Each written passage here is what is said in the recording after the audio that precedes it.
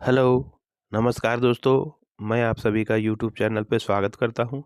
दोस्तों, आज हम लोग जिस शेयर के बारे में जानकारी लेना चाह रहे हैं, उस शेयर का सबसे पहले हम लोग बैलेंस शीट देखेंगे और बैलेंस शीट में सबसे पहले हम लोग देखेंगे इक्विटी कैपिटल, फिर रिजर्व, उसके बाद में बोरोइंग। तो चलिए दोस्तों, देर ना करते हुए स्क्रीन पे चलते हैं, जिसमें हम लोग इक्विटी कैपिटल देखेंगे। तो मार्च 2021 में इसका इक्विटी कैपिटल था 10 करोड़ का, मार्च 2022 में भी 10 करोड़ का था, मार्च 2023 में भी 10 करोड़ का था और मार्च 2024 में भी 10 करोड़ का था और सितंबर 2024 की बात किया जाए तो यहाँ भी 10 करोड़ का ही इसका इक्विटी कैपिटल है। वहीं अगर इसका रिजर्व की बात किया जाए तो मार्च 2021 में इसका रिजर्व है 30 करोड़ का, वहाँ से बढ़कर मार्च 2022 में 37 करोड़ का हो गया, मार्च 2023 में वहाँ से बढ़कर 55 करोड़ का हो गया, मार्च 2024 की बात किया जाए तो वहाँ से बढ़कर 76 करोड़ का हो गया और सितंबर 2024 की बात किया जाए तो वहाँ से बढ़कर 90 करोड़ का इसका रिजर्व हो गया। अब वहीं बोरोइंग की बात किया जाए तो मार्च 2021 में इसका बोरोइंग ज़ीरो था, मार्च 2022 में भी ज़ीरो है, मार्च 2023 में भी ज़ीरो है, मार्च 2024 में भी ज़ीरो है और सितंबर 2024 की बात किया जाए तो यहाँ भी ज़ीरो है। दोस्तों, यहाँ पर ही बहुत गज़ब का हम लोग को इसका प्लस पॉइंट मिल गया, क्योंकि इसका जो बोरोइंग है वह 2, 3, 4, 5 साल से ज़ीरो का ज़ीरो ही है और रिज़र्व 90 करोड़ का है। तो बहुत अच्छा है, यहाँ प्लस पॉइंट मिल गया, डेट फ्री कंपनी है। तो चलिए आगे का प्रोसेस देखते हैं, हम लोग को तो यहाँ प्लस पॉइंट मिल गया। दोस्तों, अब हम लोग आगे हैं प्रॉफिट एंड लॉस पे, जिसमें हम लोग सेल्स देखेंगे और नेट प्रॉफिट देखेंगे। तो मार्च 2021 में इसका सेल्स है 26 करोड़ का, मार्च 2022 में 39 करोड़ का इसका सेल्स हो गया, मार्च 2023 में 62 करोड़ का इसका सेल्स हो गया, मार्च 2024 की बात की जाए तो 72 करोड़ का इसका सेल्स हो गया और अभी करंट की बात किया जाए तो यहाँ भी 72 करोड़ का ही इसका सेल्स है। अब चलिए दोस्तों, हम लोग नेट प्रॉफिट देख लेते हैं। तो मार्च 2021 में इसका नेट प्रॉफिट है 3 करोड़ का, मार्च 2022 में बढ़कर 11 करोड़ का हो गया इसका नेट प्रॉफिट, मार्च 2023 में 23 करोड़ का इसका नेट प्रॉफिट हो गया, मार्च 2024 में यह बढ़कर 30 करोड़ पे पहुँच गया और अभी करंट के देखिएगा तो 29 करोड़ का, मतलब 1 करोड़ का थोड़ा-सा यहाँ कम इसमें प्रॉफिट हुआ है। तो चलिए दोस्तों, अच्छा है, 1 आध करोड़ का इधर-उधर होता है, बिज़नेस धंधा है, थोड़ा-सा इधर-उधर होता है। तो चलिए यहाँ भी हम लोग को प्लस पॉइंट मिल गया, सेल्स कंटिन्यू बढ़ रहा है, नेट प्रॉफिट भी बढ़ते ही जा रहा है। अब हम लोग इसका शेयर होल्डिंग पैटर्न देखेंगे। तो हम लोग स्क्रीन पे आ गए दोस्तों शेयर होल्डिंग पैटर्न्स में, इसमें प्रमोटर्स हैं, एफआईएस है और पब्लिक है। डीआईस इसमें नहीं है दोस्तों। तो दिसंबर 2023 में प्रमोटर्स का होल्डिंग है 70.94% का, मार्च 2024 में 70.94% का ही होल्डिंग है, जून 2024 में भी 70.94% का ही होल्डिंग है और सितंबर 2024 की बात किया जाए तो वहाँ भी 70.94% का ही होल्डिंग है। यहाँ एफआईएस को होल्डिंग की बात किया जाए तो दिसंबर 2023 में 0.14% का होल्डिंग है, वहाँ से घटकर मार्च 2024 की बात किया जाए तो 0.07% का होल्डिंग है, जून 2024 में भी 0.07% का होल्डिंग है और सितंबर 2024 की बात किया जाए तो यहाँ पर ही पूरी तरह से एफआईएस यहाँ से निकल गया है। वहीं अगर पब्लिक की बात किया जाए तो दिसंबर 2023 में 28.92% का होल्डिंग है पब्लिक का और मार्च 2024 की में बात किया जाए तो 28.99% का होल्डिंग है और वहाँ से भी बढ़कर जून 2024 में 29% का होल्डिंग है और सितंबर 2024 की बात की जाए तो 29.06% का होल्डिंग है पब्लिक का। तो चलिए दोस्तों, डरने घबराने की कोई बात नहीं है, यहाँ पर मोटर 70% पे यहाँ स्टेक किए हुए हैं, लगभग 71% के आसपास है। इसमें एफआईएस रहे ना रहे उससे कोई फर्क नहीं पड़ता है, क्योंकि प्रमोटर्स यहाँ अपने पे भरोसा है, कॉन्फिडेंस है और 70-71% पे होल्डिंग किए हुए हैं। तो चलिए यहाँ भी हम लोग को प्लस पॉइंट मिल गया। अब आगे का प्रोसेस हम लोग देखते हैं कि इसका क्या नाम है, कितना पे ट्रेड कर रहा है, वगैरह वगैरह सब जानने के लिए हम लोग आगे स्क्रीन पे चलते हैं। तो दोस्तों, अभी हम लोग स्क्रीन पे चल रहे हैं, जिसका अभी हम लोग चार्ट वगैरह सब देखेंगे। तो जिस शेयर का भी दोस्तों हम लोग equity capital, reserve, borrowing, sales और नेट प्रॉफिट वगैरह सब देखे और शेयर होल्डिंग पैटर्न देखे, उस शेयर का नाम है दोस्तों ग्लोबल एजुकेशन लिमिटेड।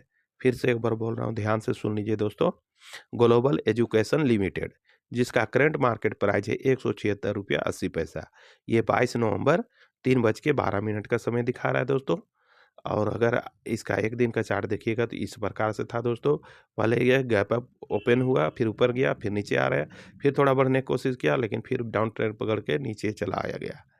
और परसेंटेज की बात किया जाए तो 0.33% का नेगेटिव रिटर्न है। वहीं अगर 5 दिन की बात किया जाए तो इस प्रकार से इसका चार्ट था दोस्तों। पहले ये ऊपर था हल्का-सा, फिर नीचे आया, फिर ऊपर गया, फिर नीचे आया, फिर बहुत ऊपर चला गया और डाउन ट्रेंड पकड़ के फिर धीरे-धीरे वोलेटाइल होते हुए नीचे आ गया। फिर एक बार बढ़ने की कोशिश किया, लेकिन फिर थोड़ा-सा हल्का-सा गिरावट हुआ और फिर बढ़ा, वहाँ पे भी टिक नहीं पाया और फिर गिर गया। अब परसेंटेज की बात किया जाए तो 0.08% का नेगेटिव पॉजिटिव रिटर्न है। और अगर 1 महीने की बात किया जाए तो इस प्रकार से इसका चार्ट था। पहले ये ऊपर था, फिर नीचे आया, फिर ऊपर गया, फिर नीचे आया, फिर ऊपर गया, फिर नीचे आया, फिर ऊपर गया, फिर एक ही रेंज पे ट्रेड कर रहा है। अब परसेंटेज की बात किया जाए तो -8.76% का नेगेटिव रिटर्न है। वहीं अगर 6 महीने की बात किया जाए तो इस प्रकार से था। पहले ये ऊपर था, फिर नीचे आया, फिर ऊपर गया, फिर नीचे आया, फिर ऊपर नीचे वोलेटाइल होते हुए ऊपर नीचे हो रहा है और लास्ट में यह एक ही रेंज पे ट्रेड कर रहा है। अब परसेंटेज की बात किया जाए तो -18.98% का नेगेटिव रिटर्न है। अब चलिए दोस्तों, इसका हम लोग थोड़ा-सा देख लेते हैं क्या है, नहीं है। तो इसका थोड़ा-सा हम लोग देखते हैं, क्या देखें इसमें, इसका हम लोग देखेंगे मार्केट कैप वगैरह सब देखेंगे। इसका यहाँ तो दिखा नहीं रहा दोस्तों, इसलिए कैसे दिखा दे। अब इसमें नहीं दिखा रहा है इसका मार्केट कैप वगैरह सब। तो ये ना आ रहा है reserve revenue, net income, duplicate net profit program, ये सब नहीं दिखा रहा है दोस्तों। इस वाला चार्ट में नहीं दिखा रहा है। अब तो इसमें देखते हैं, अगर आपको मिल जाता है तो हम दिखाने का कोशिश कर रहे हैं। तो दोस्तों अभी हम लोग देख रहे हैं, टिकट टैप में घुस के देख रहे हैं इसका क्या है, नहीं है। अच्छा, इसमें देखते हैं क्या है। इसका मार्केट कैप वगैरह सब दिखाएगा तो दिखा देते हैं। इसमें भी मार्केट कैप, हाँ मार्केट कैप 3.61 बिलियन है इसका। यहाँ पर ये दिखा रहा है थोड़ा सा, और बाकी तो सारा चीज़ बता ही दिए हैं। मार्केट कैप ही हम लोग को देखना था, तो हम लोग ने देख लिया। मार्केट कैप है 3 लगभग 08% का था कि क्या था। यहाँ देखिए दिख रहा है 3.61 बिलियन, मतलब 3.61 लाख करोड़ का इसका करोड़ का इसका मार्केट कैप है। अब चलिए हम लोग आगे का प्रोसेस देखते हैं। तो अभी हम लोगों ने जिस शेयर का अभी देखिए दोस्तों, देखिए इक्विटी कैपिटल देखे, रिजर्व देखे, बोरोइंग देखे, सेल्स देखे, हाँ दिख गया दोस्तों। हाँ, इसका मार्केट कैप है 359.85 करोड़ का इसका मार्केट कैप है। फिर से एक बार बोल रहा हूँ, ध्यान से सुन लीजिए। इसका मार्केट कैप है 359.85 करोड़ का इसका मार्केट कैप है। हाई इसका 182 रुपया 37 पैसा, लो इसका 175 रुपया 1 पैसा है। ठीक है दोस्तों, तो चलिए हम और आप थोड़ा सा इसके विषय में डिस्कस कर लेते हैं क्या है, नहीं है। तो ये जो कंपनी है दोस्तों, ग्लोबल एजुकेशन लिमिटेड, ये जो कंपनी है जिसका करंट मार्केट प्राइस है 176 रुपया 74 पैसा, ये 22 नवंबर 3:16 का समय दिखा रहा है। और बाकी सारा कुछ तो हम लोग ने देख लिया। तो जैसा इसका हम लोग ने देखा, इक्विटी कैपिटल तो कंटिन्यू बढ़ते जा रहा है, मतलब स्थिर है। इसका इक्विटी कैपिटल तो स्थिर है, लेकिन रिजर्व इसका कंटिन्यू बढ़ते जा रहा है, बढ़ते जा रहा है धीरे धीरे करते, यह 90 तक पहुंच गया, 90 करोड़ तक। वहीं बोरोइंग की बात किया जाए तो 3 4 5 साल से इसका बोरोइंग जीरो है, डेट फ्री कंपनी है। सेल्स इसका दोस्तों कंटिन्यू बढ़ रहा है और नेट प्रॉफिट भी कंटिन्यू बढ़ते जा रहा है।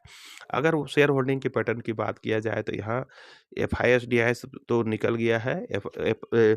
DIS तो पहले से ही नहीं था, FIS का कुछ 2 3 क्वार्टर पहले था, लेकिन फिलहाल FIS भी इसमें निकल गया है।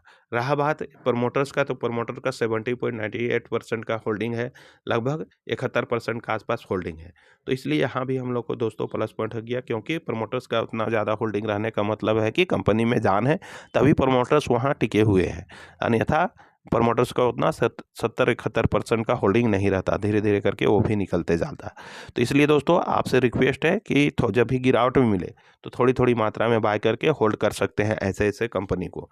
तो दोस्तों बाय करके होल्ड करने से पहले मैं कहना चाहूँगा कि आप अपने से रिसर्च कर लें, ठोक बजा के देख लें, जाँच-पड़ताल कर लें, सारा कुछ कर लें, सारा निचोड़ निकाल लें, उसके बाद में ही इन्वेस्ट करना चाहिए।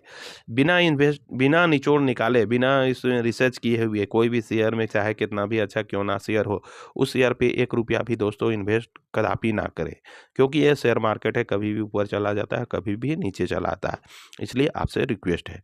तो दोस्तों रहा बात बाय करने का, तो दोस्तों जब तक आपको कॉन्फिडेंस नहीं आए तब तक बाय मत कीजिए, क्योंकि देखिए दोस्तों पैसा आपका है तो अंतिम डिसीजन भी आप ही का होगा। आप चाहे तो बाय कर सकते हैं, चाहे तो छोड़ भी सकते हैं, जैसा अच्छा लगे वैसा कर सकते हैं। दोस्तों सारा कुछ मैंने इस वीडियो में करके रख दिया हूँ, जितना कुछ मुझे नॉलेज था, जितना मुझे जानकारी था, जहाँ तक मैं रिसर्च को सारा कुछ मैंने करके इस वीडियो पे रख दिया हूँ। बाकी लेना या नहीं लेना आपके ऊपर डिपेंड करता है। तो बस इतना ही कहकर मैं इस वीडियो को अंत करता हूँ। जाने से पहले सभी दोस्तों से कहना चाहूँगा कि अगर यह वीडियो आपको नॉलेजेबल लगा या फिर शिक्षा के उद्देश्य से बढ़िया लगा, तो इस वीडियो को लाइक, शेयर एंड सब्सक्राइब कर दीजिएगा दोस्तों। इतना ही कहकर मैं इस वीडियो का अंत करता हूँ। धन्यवाद दोस्तों, जय हिंद।